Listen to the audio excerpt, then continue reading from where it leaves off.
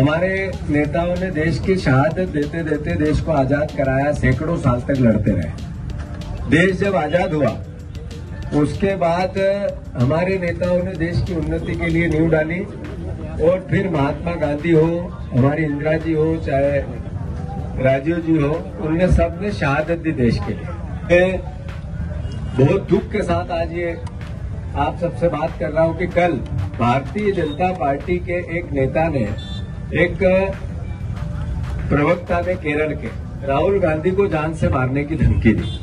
मैं समझता हूं कि नरेंद्र मोदी की ये नफरत की जो राजनीति है, जो बीजेपी की ये नफरत की राजनीति है, ये धमकी इस देश की अस्मिता को, एक विपक्ष के नेता को धमकी नहीं दी।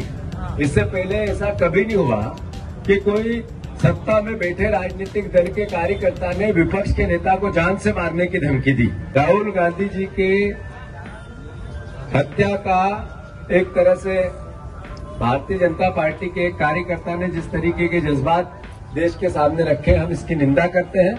और पूरा देश राहुल गांधी जी के साथ है, किसान है, मजदूर है, सब परिवार के लोग जिनके लिए राहुल गांधी जी लड़ते हैं, लोकतंत्र के लिए लड़ते हैं, संविधान के लिए लड़ते हैं, वोट चोरों से वोट की रक्षा के लिए लड़ते हैं। हम उनके भाव में भाव मिलाकर उनको ताकत दें।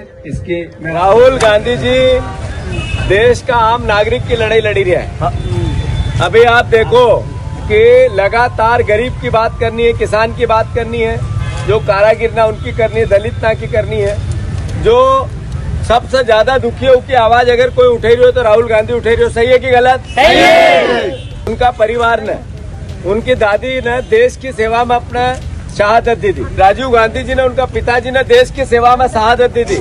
अभी कल रात का राहुल गांधी जी को धमकी दी एक बीजेपी के प्रवक्ता ने कि इनको गोली से उड़ा देंगे, जान से मार देंगे। तो अपना सबको इन्हीं बात को सजग होना चाहिए कि जिना परिवार ने देश की सेवा में अपना दो परिवार का लोग ना की शहादत दी थी, उनका बीजेपी को प्रवक्ता अगर यो कही कि हम गोली से उड़ा देंगे, या ना उनकी जिंदगी का खतरा है या नहीं है। टीवी पर सबका सामने केरल का प्रवक्ता ने राहुल जी को ये बोला कि अगर राहुल गांधी जी इसी तरीके से देश के आम नागरिक की आवाज उठाएंगे तो इस तरह से धमकी दी। यानी लोकतंत्र में जो मर्यादा होती है, जो शुचिता होती है, जो विपक्ष की भूमिका होती है, वो कांग्रेस पार्टी निभा रही। हमें जनता ने आदेश दिया। हमारे नेता, लोकप्रिय नेता, जननायक राहुल गांधी को अगर कोई धमकी देगा और कांग्रेस से चुप बैठेगा, ऐसा तो नहीं हो सकता है। सही है कि गलत? तो हम निंदा करते हैं बीजेपी की और नरेंद्र मोदी जी से अनुरोध करते हैं कि राहुल जी की सुरक्षा बढ़ाए। ये तरीका ठीक नहीं है। अगर कोई भी उनको धमकी देगा कि जान से मार देंगे और हम चुप रहेंगे, ऐसा तो नहीं हो सकता ना। सही है।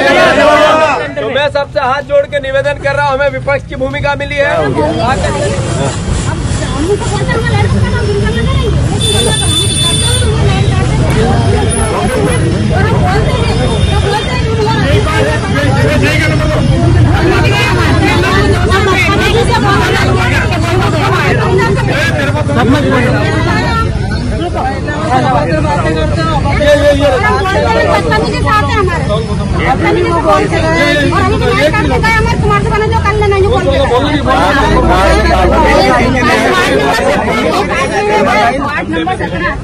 इसमें लाइट 8,000 का बिल आता है और लाइट नहीं रहती है। फोन करो, फोन नहीं उठाता है।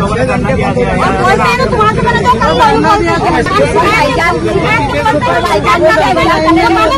जो कर लो, यू बोलते क्या करें हम? परेशान कर दी। ये स्टाफ होना ही नहीं यहाँ पे। ये एमटीवी में सब स्टाफ। साथ जीतू पटवारी बोल रहा हूँ। ये वार्ड क्रमांक 7 की 17 वार्ड के आपने लाइट काट गया यार, 17-18 की। ये क्या सामूहिक काट गया क्या बड़ौदिया में? देते हो, मैंने लिस्ट भी मांगी उनसे। नहीं, बकाया राशि भी है। तो अभी ये तुम्हारे मीटर कितने फास्ट चल रहे हैं? स्मार्ट मीटर 4-4, 5-5 हजार के लोगों के बिल आने लग गए। आखिर कैसे? ये मजदूरी करने वाले लोग हैं, इनको राहत हो दे। ये सोयाबीन काटने है, वहाँ किसान को पैसा मिल नहीं रहा है तो वो मजदूरी नहीं दे रहा है। आखिर आदमी करे तो करे क्या? ये अभी पहले सुनो, अभी ये जुड़वाओ और सबको एक बार बोलो कि सब बिल भरे, फिर उसके बाद बात करना। नहीं तो मैं ऊपर चढ़ के जोड़ दूंगा अगर इस तरीके का आपका व्यवहार रहेगा। अभी जुड़वाओ। स्मार्ट मीटर जो है ये तो एक चोरी का अड्डा बना लिया सरकार ने। स्मार्ट मीटर लगा के उनसे इतने फास्ट लगा दिए कि लोगों के 6 गुना भोगा रहे। क्या अडानी को बेचने की तैयारी चल रही क्या? 200 रुपए दो तो अभी जोड़ जाओ। 200 रुपए वो काट दे। ये बीजेपी की सरकार गरीबों की नहीं है, ये बीजेपी की सरकार पैसे वालों की। मोदी पैसे वालों को पैसे बना के देता है और गरीबों को लूटता है। तो इसलिए तुम लोग भी थोड़ा सा अपने को भी समझना पड़ेगा। दादा जी मैंने बोल दियो।